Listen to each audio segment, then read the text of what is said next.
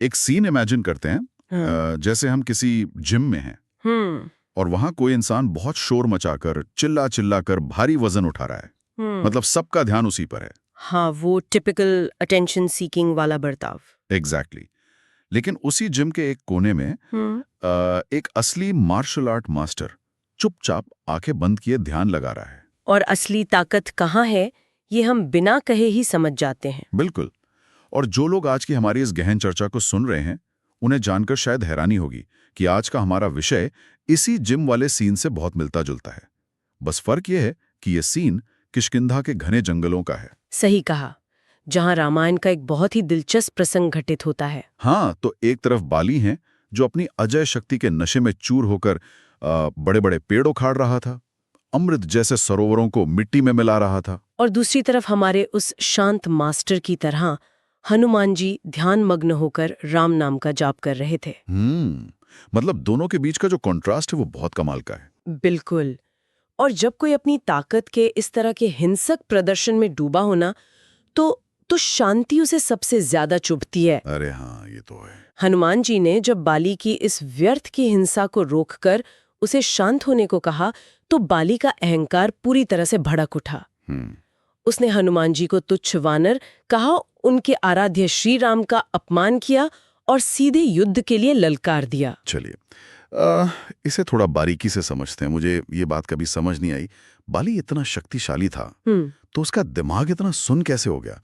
मेरा मतलब है, जो व्यक्ति तबाही के बीच भी इतनी शांति से ध्यान में बैठा है, उसे कमजोर मानकर ललकारने की भूल कोई कैसे कर सकता है? क्योंकि अहंकार हमेशा शांत आत्मविश्वास को अपनी आंखों से नहीं देख पाता। बाली को लगता था कि शक्ति का मतलब सिर्फ शोर मचाना और विनाश करना है। वो जिम वाले शोर की तरह। एग्जैक्टली। उसे अंदाजा ही नहीं था कि वो किस शांत ज्वालामुखी को छेड़ रहा है। हनुमान जी ने भी इस चुनौती को स्वीकार कर लिया और कह दिया कि श्री राम को छोड़ो, पहले मुझसे लड़कर दिखाओ। अब यहाँ कहानी में एक बड़ा ट्विस्ट आता है।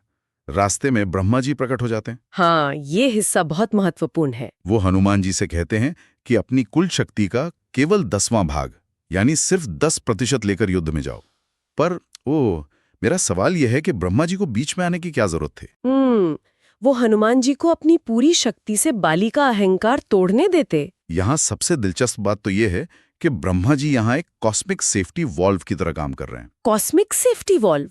मतलब वो पूरे ब्रह्मांड को फटने से बचा रहे थे। एक तरह से हाँ। मैं आपको बताती हूँ।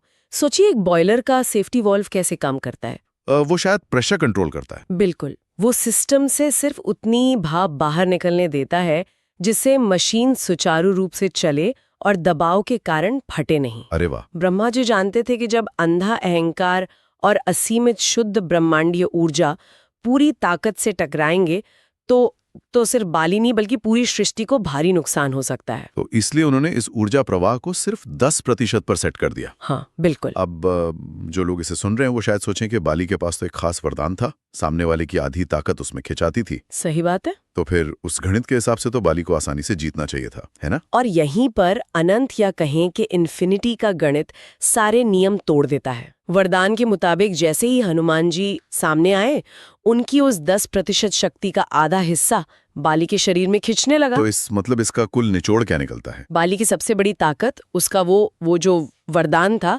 वही उसके लिए जानलेवा बन गया। यही तो कैच है। बाली का शरीर और उसका अहंकार एक सीमित पात्र था, मतलब एक फाइनाइट वेसल। जब एक छोटे से कप में समंदर का पानी भरने की कोशिश की जाएगी तो क्या होगा? कप टूट जाएगा। बस। हनुमान जी की शक्ति सिर्फ शारीरिक नहीं थी, वो आध्यात्मिक और अनंत थी। बाली का शरीर उस असीमित ऊर्जा के एक छोटे से अंश को भी धारण करने के लायक नहीं था। मतलब ऊर्जा आते ही उसका शरीर उस भारी दबाव को नहीं झेल पाया। बिल्कुल नहीं झेल पाया। उसकी नसें फटने लगीं, शरीर गुब्बारे की तरह फूलने लगा। ब्रह्मा जी की दी गई चेतावनी याद आते ही बाली को अपने जान बचाने के लिए रणभूमि से उल्टे पांव भागने पड़ा। बाप रे। तब जाकर उस शोर मचाने वाले योद्धा